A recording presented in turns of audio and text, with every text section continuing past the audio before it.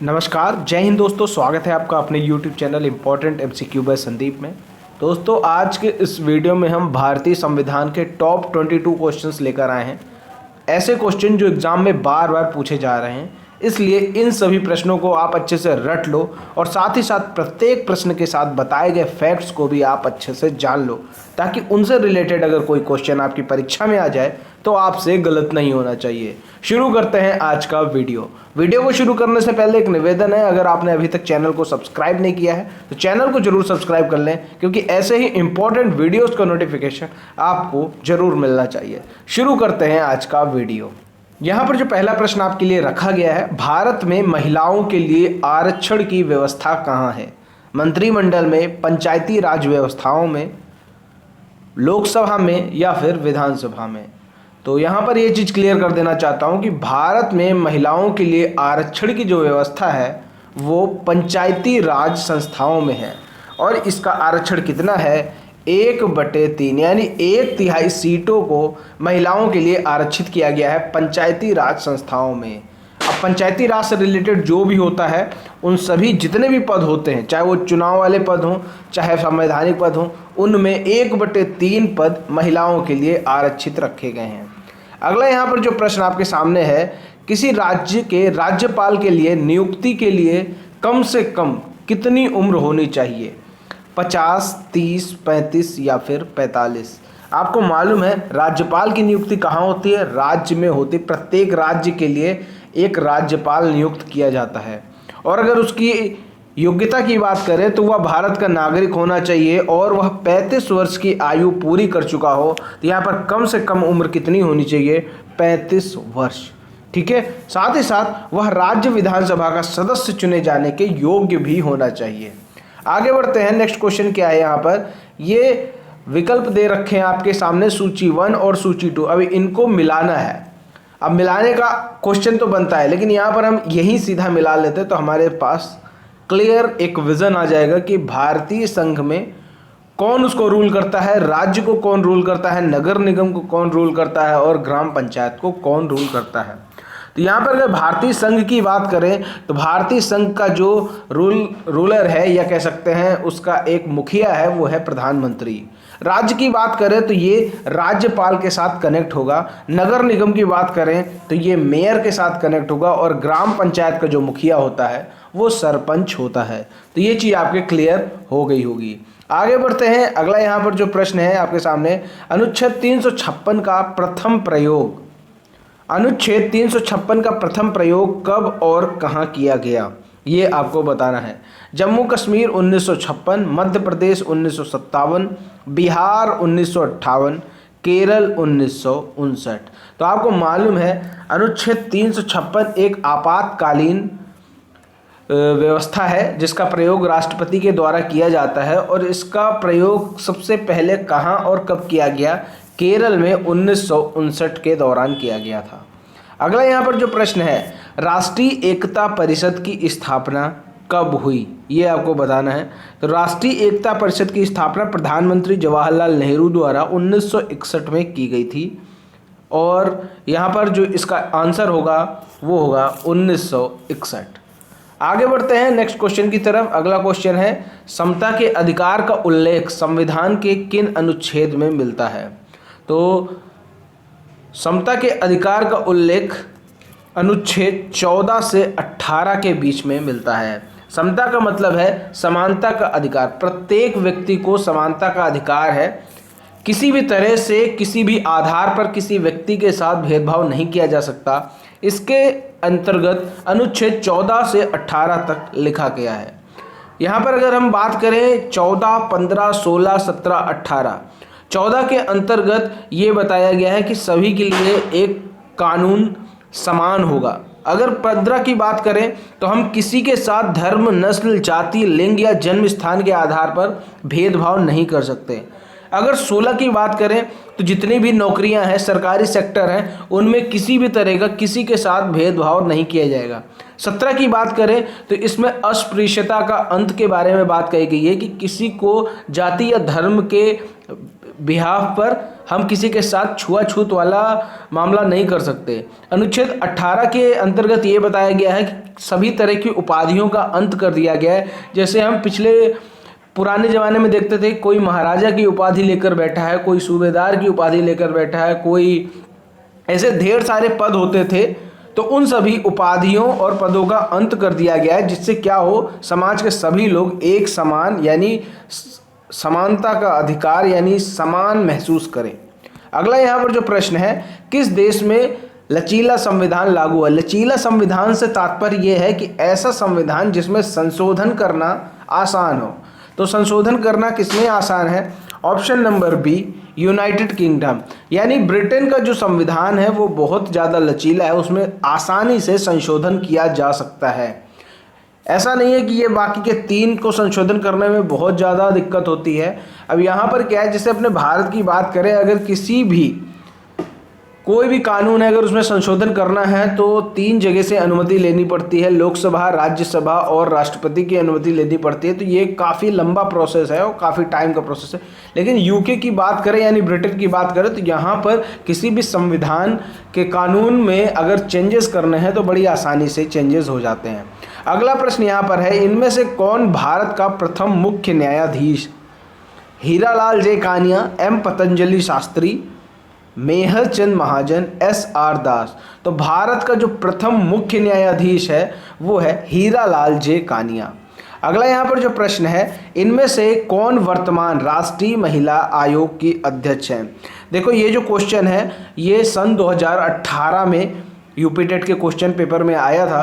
तो यहाँ पर इनके हिसाब से आंसर जो हो जाएगा वो आपका इन चारों ऑप्शन में हो जाएगा, option number C, Rekha Sharma. अब आपके लिए यहाँ पर ये क्वेश्चन है कि वर्तमान में राष्ट्रीय महिला आयोग का अध्यक्ष कौन है? नीचे कमेंट में हमें फटाफट बताइए कि वर्तमान में राष्ट्रीय महिला आयोग का कौन अध्यक्ष है। आगे बढ़ते हैं। अगला प्रश्न यहाँ पर है, लोकसभा और राज्यसभा की संयुक्त बैठक किसके द्वारा बुलाई जाती है? तो अब यहाँ पर आप देख सकते हैं लोकसभा और राज्यसभा की संयुक्त बैठक बुलाई जानी, तो जाहिर सी बात है कोई पावरफुल होगा। तो यहाँ पर जो लोकसभा और राज्यसभा की संयुक्त बैठक बुलाई जाती है वो राष्ट्रपति के द्वारा बुलाई जाती है। अब इसके बारे में थोड़ा सा हम लोग पढ़ लेते हैं तो और ज़्यादा क्लियर हो जाएगा। अनुच्छेद 85 के अंतर्गत राष्ट्रपति दोनों सदनों को ऐसे अंतराल पर आहूत करेगा कि एक सत्र की अंतिम बैठक के मध्य 6 माह से अधिक का अंतराल ना हो। एक वर्ष में सामान्यतः 3 सत्र होते हैं, बजट सत्र जो कि फरवरी से मई तक चलता है, मानसून सत्र जो जुलाई से सितंबर तक चलता है और शीतकालीन सत्र नवंबर से दिसंबर तक चलता है। इसके साथ ही साथ एक और क्वेश्चन यहाँ से उठता है कि जो लोकसभा और राज्यसभा की संयुक्त बैठक होती है उसका नेतृत्व यानी अध्यक्षता कौन करता है? तो वो होता है लोकसभा का अध्यक्ष। लोकसभा का अध्यक्ष ये जो संयुक्त बैठक होती इसकी अध्यक्षता करता है। आगे बढ़ते हैं। अगला यहाँ पर जो प्रश्न है, भारतीय संविधान में विधि का शासन कहाँ से लिया गया है? स्विट्जरलैंड, अमेरिका, इंग्लैंड या फिर आयरलैंड? तो भारतीय संविधान में विधि का शासन का विचार इंग्लैंड से लिया गया है। आगे बढ़ते हैं। अगला यहाँ पर जो प्रश्न आपके सामने है, लोकसभा के चुनाव हेतु अधिसूचना कौन जारी करता है? अब लोकसभा का चुनाव होना है, अधिसूचना कौन जारी करेगा? आपको मालूम होना चाहिए जो भारत का निर्वाचन आयोग है वो लोकसभा के चुनाव के लिए अधिसूचना जारी करता है। इसके बारे में पढ़ लेते हैं। भारत का निर्वाचन आयोग भारतीय संविधान के भाग 15 में अनुच्छेद 324 से 329 तक निर्वाचन की व्याख्या की गई है। अनुच्छेद 324 निर्वाचनों का अधीक्षण, निर्देशन और नियंत्रण का निर्वाचन आयोग में निहित होना बताया जाता है। यहाँ पर ये चीज़ क्लियर है कि भारतीय संविधान के भाग 15 में अनुच्छेद 324 से 329 तक निर्वाचन की व्याख्या की गई है। तो ये दोनों चीज़ें आपको पता होनी चाहिए कि निर्वाचन की व्याख्या किस भाग में की गई है, भाग 15 में, और इसके अनुच्छेद कौन से हैं, 324 से 329 के अंतर्गत निर्वाचन की व्याख्या की गई है। अगला यहाँ पर जो प्रश्न आपके सामने है, लोकसभा की कार्रवाई के प्रथम घंटे को क्या कहा जाता है? शून्यकाल, सार्वजनिक काल, विशेषाधिकार काल या फिर प्रश्नकाल? अगर प्रथम घंटे की बात की जाती है लोकसभा के तो उसे कहा जाता है प्रश्नकाल। इसके अंतर्गत सभी लोग अपने प्रश्न पूछ सकते हैं। इसके बारे में चर्चा कर लेते हैं थोड़ा सा। देखो, सामान्यतः लोकसभा की बैठक का पहला घंटा प्रश्नों के लिए होता है और उसे प्रश्नकाल कहा जाता है। इसका संसद की कार्यवाही में विशेष महत्व है। प्रश्नकाल के दौरान सदस्य यानी जितने भी लोकसभा के सदस्य हैं वो प्रशासन और सरकार के कार्यकलापों के प्रत्येक पहलू पर प्रश्न पूछ सकते हैं। भारतीय संसद के दोनों सदनों में प्रश्नकाल के बाद का समय शून्यकाल का होता है और इसका समय 12 से 1 बजे तक होता है। तो यहाँ पर ये चीज़ क्लियर हो गई, शून्यकाल का जो समय होगा वो 12 से 1 बजे का समय होगा और जो प्रथम शुरू का 1 घंटा होता है वहाँ पर प्रश्नकाल आयोजित किया जाता है। आगे बढ़ते हैं, अगला प्रश्न है किस देश के संविधान से मौलिक कर्तव्यों को लिया गया है? ऑप्शन है जर्मनी, यूनाइटेड किंगडम, यूएसए या यूएसएसआर। तो यहाँ पर मौलिक कर्तव्यों की बात है तो ये यूएसएसआर से लिया गया है। यूएसएसआर का मतलब है जो सोवियत संघ है, रूस का जो एक तरीके से कह सकते हैं रूस। आगे देखते हैं, अगला यहाँ पर प्रश्न है अंतर्राष्ट्रीय न्यायालय का मुख्यालय कहाँ स्थित है? अंतर्राष्ट्रीय जो न्यायालय है वो संयुक्त राष्ट्र संघ का एक अंग है और इसका जो मुख्यालय स्थित है वो है द हेग में।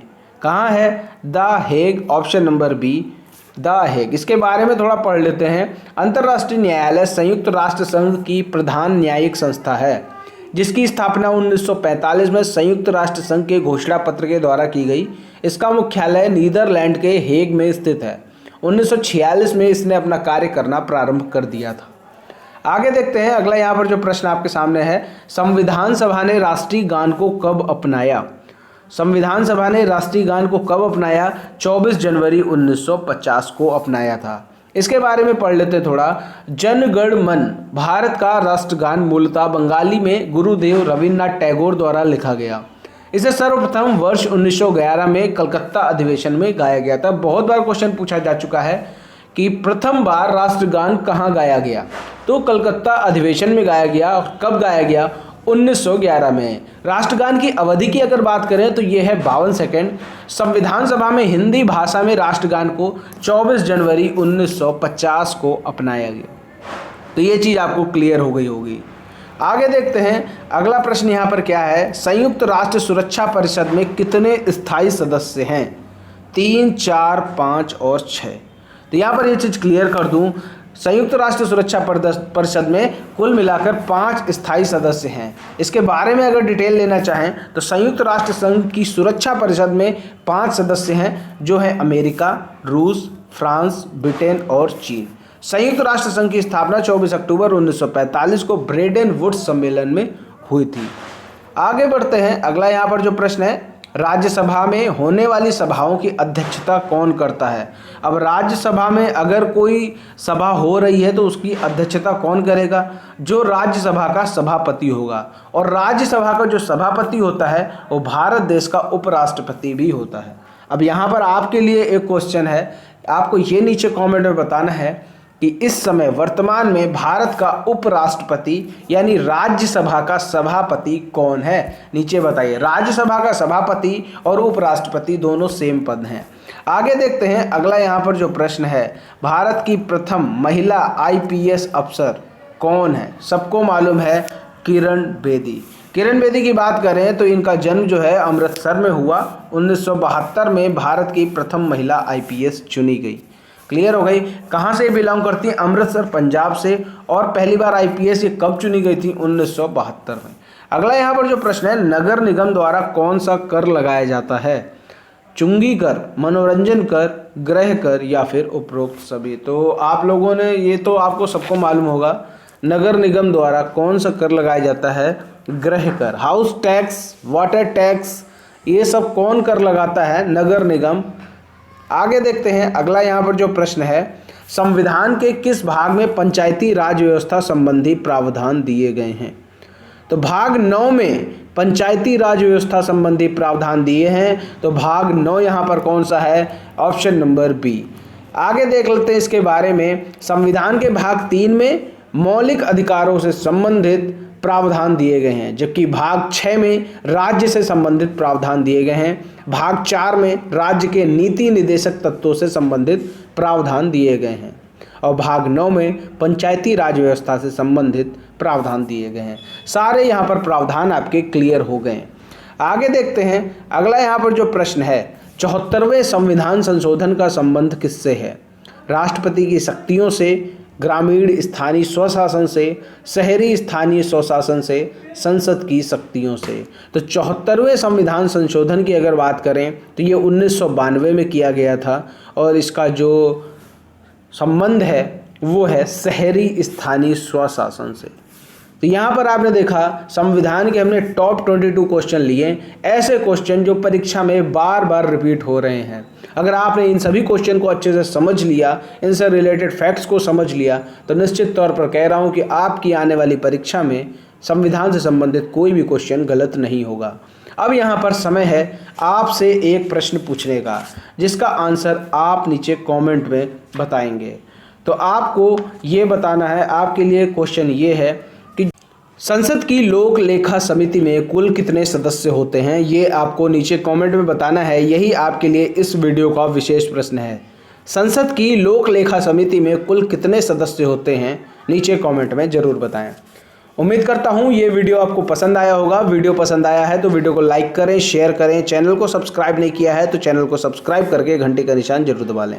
मिलते हैं दोस्तों अगले वीडियो में, तब तक के लिए जय हिंद, जय भारत।